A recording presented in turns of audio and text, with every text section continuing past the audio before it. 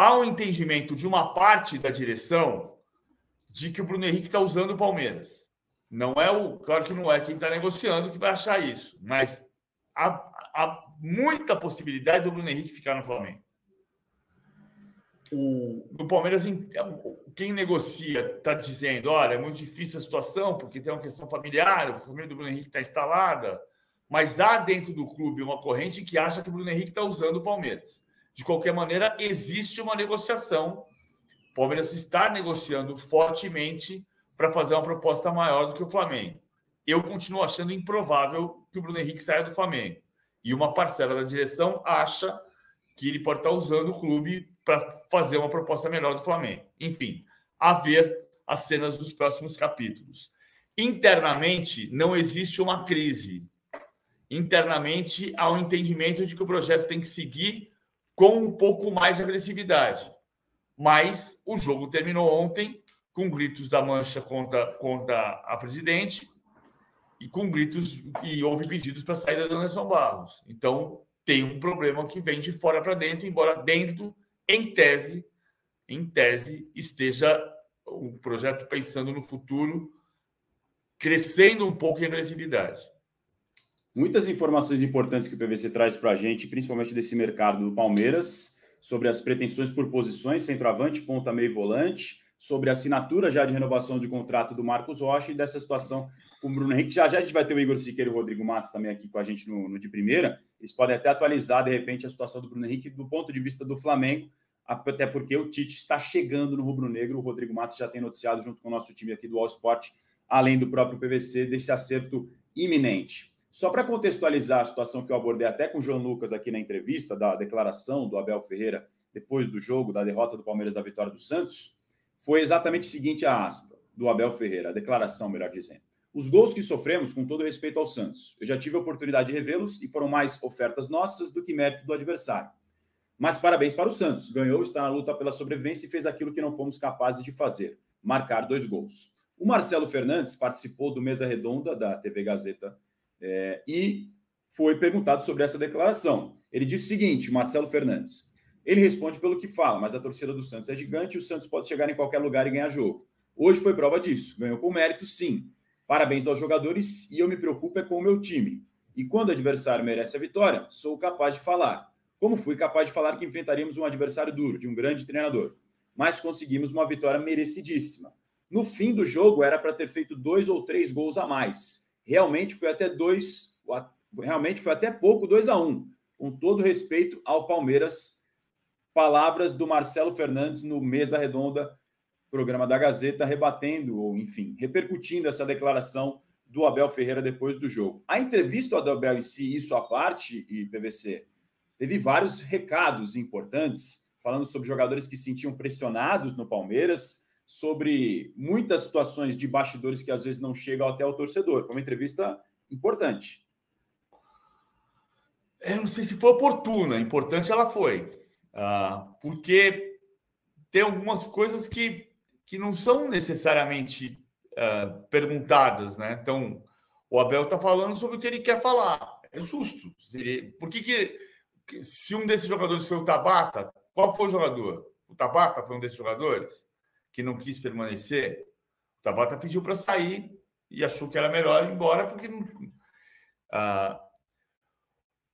Agora, há jogadores que suportam a pressão e suportaram a pressão toda nesses últimos 5 anos e que foram a razão do sucesso do time e que hoje estão em um momento abaixo porque não está se conseguindo tirar o máximo deles. O caso do Gustavo Gomes é esse. Eu não acho que seja um problema o Abel dizer... O Abel deu parabéns ao Santos. Não acho um problema ele dizer que os gols foram ofertas, porque ele está olhando do ponto de vista dele. O Marcelo Fernandes está olhando do ponto de vista dele quando disse que o Santos podia ter feito 3 ou 4 gols. O primeiro tempo, o Palmeiras podia ter feito mais gols também. Finalizou 15 vezes. Então, acho que o Santos foi melhor, por isso ganhou o Clássico. Ponto. De fato, o Abel tem uma dificuldade em admitir, dizer, jogamos mal, não estamos bem. Beleza, tem alguns jogadores que estão jogando abaixo, como ele disse, e nominar Gustavo Gomes, Piquerez, Rafael Veiga, estão jogando abaixo do que já jogaram. Isso é parte do trabalho do técnico também, conseguir treinar o jogador para tirar o máximo deles. Então, como ele disse na quinta-feira, depois de perder para o Boca Juniors nos pênaltis. O time melhorou no segundo tempo, não foi pelos meninos, não foi pelos moleques, foi porque eu mudei o sistema. Sim. Se foi por isso, por que ele mudou o nome dos jogadores ontem e colocou os moleques? Né? Tem uma contradição. E todo mundo, quando vê a escalação, todo mundo é exagero da minha parte, mas muita gente comentou, poxa, essa era a escalação que o torcedor estava esperando contra o Boca no início. Então, mas eu repito o que eu disse na sexta-feira. Eu acho respeitável ou compreensível que o Abel tenha optado por um time experiente num jogo contra o Boca Juniors, semifinal da Libertadores. É compreensível. Agora, depois que o time melhorou no segundo tempo, você não precisa dizer que foi porque eu mudei o sistema. Eu ganhei, nós empatamos, eles perderam. E não é assim, né? Então, se foi porque ele mudou o sistema e não foi porque entraram os moleques, por que no jogo seguinte ele não mudou o sistema sem os moleques?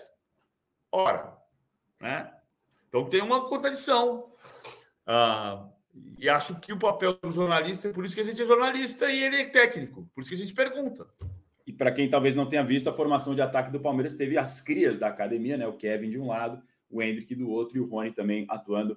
O Endrick, inclusive, fez uma baita jogada no primeiro tempo do Clássico, quase fez um golaço, acertou uma bomba no travessão. A gente vai ter o Rodrigo Matos na sequência aqui para conversar e debater com a gente sobre o tema de hoje, além do Tite, das informações sobre o Tite no Flamengo. O Igor Siqueira também vai entrar ao vivo com a gente. A gente vai falar muito sobre Marcelo Fernandes no Santos e Lúcio Flávio no Botafogo, são exemplos de que apostas em pratas da casa podem dar resultado a despeito de grandes investimentos em treinadores mais renomados, ou cada contexto tem a sua situação diferente. E você vota na enquete também sobre qual vitória em clássico foi mais importante, a do Santos contra o Palmeiras, a do Inter no Grenal ou a do Botafogo contra o Fluminense, o Botafogo abrindo vantagem. Antes disso tudo, sempre temos ela. Está preparada na agulha aí, PVC? Está aqui. Então vamos a ela. A prancheta do PVC com a reação do Santos no Brasileirão.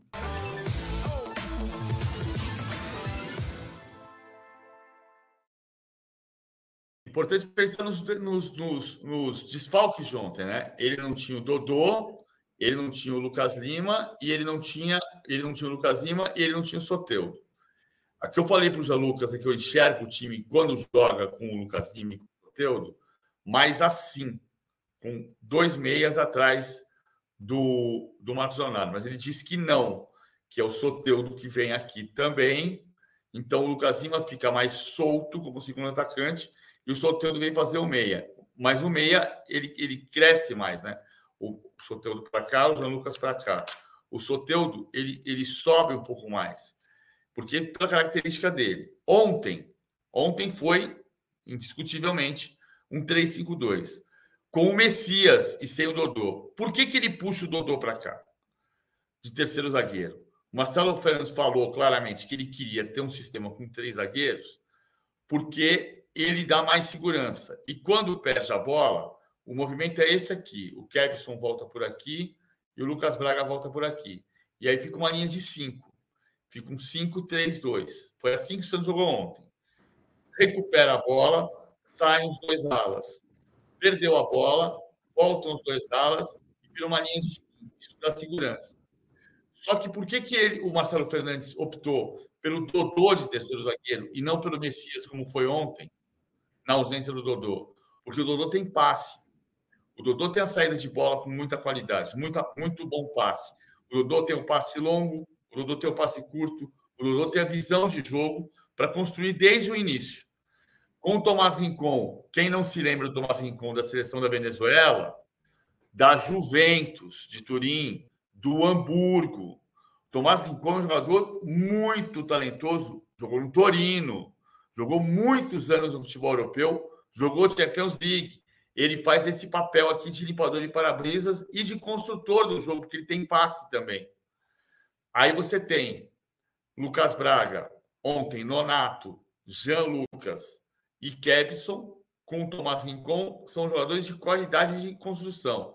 O Nonato, que foi do Internacional, que foi do Fluminense, não tem regularidade, saiu no começo do segundo tempo. Com o Soteldo do Lucas Lima, repito, acho que fica mais assim. Fica mais 3-4-2-1.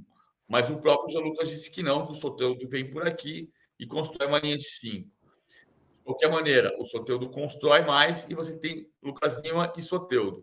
Está funcionando o sistema tático, o que serve para dizer, muita gente está dizendo isso hoje, não sou só eu, que o Marcelo Fernandes não chegou só para ser amigão dos jogadores. Ele taticamente interferiu no time. E o time melhorou. 3 vitórias seguidas. Melhorou muita coisa, porque além de 3 vitórias seguidas, conseguiu 2 viradas fora de casa, né?